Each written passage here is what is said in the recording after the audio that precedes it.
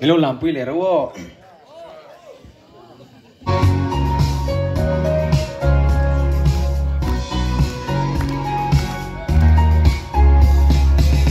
na tuar pha ngam song fa leng te thu ti chan thil kha pui ngam le so nun par moi to mai na tu tu athum ma al ei sa nam le kha so nun par moi na chul to nu le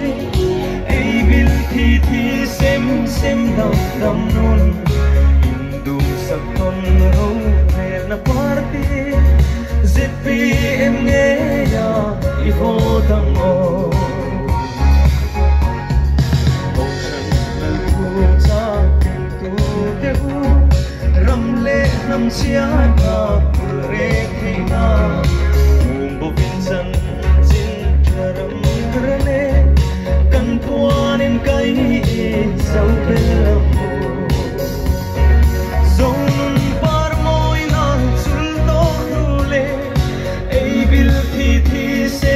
sem dam dam nun du sa ton ro rel na party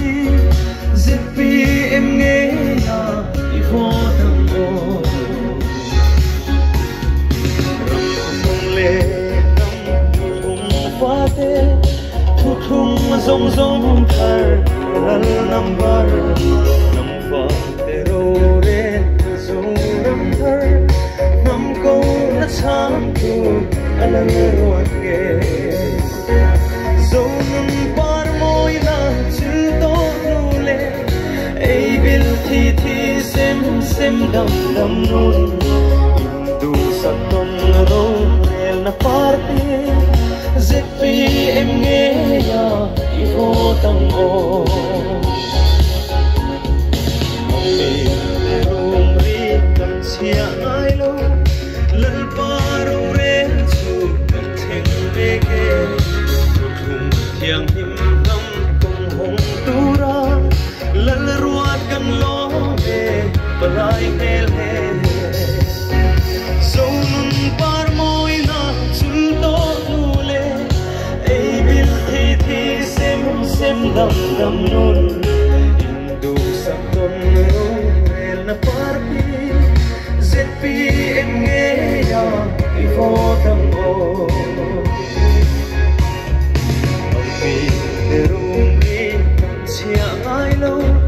lal paro ren chu kan chen me ke thu thum thiang tim nam kong hong tu ra lal ruat kan lo me palai mel me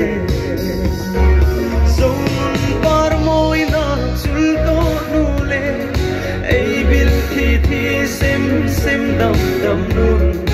indu sak ton ro rel na party zipi em nghe ya I ho dang o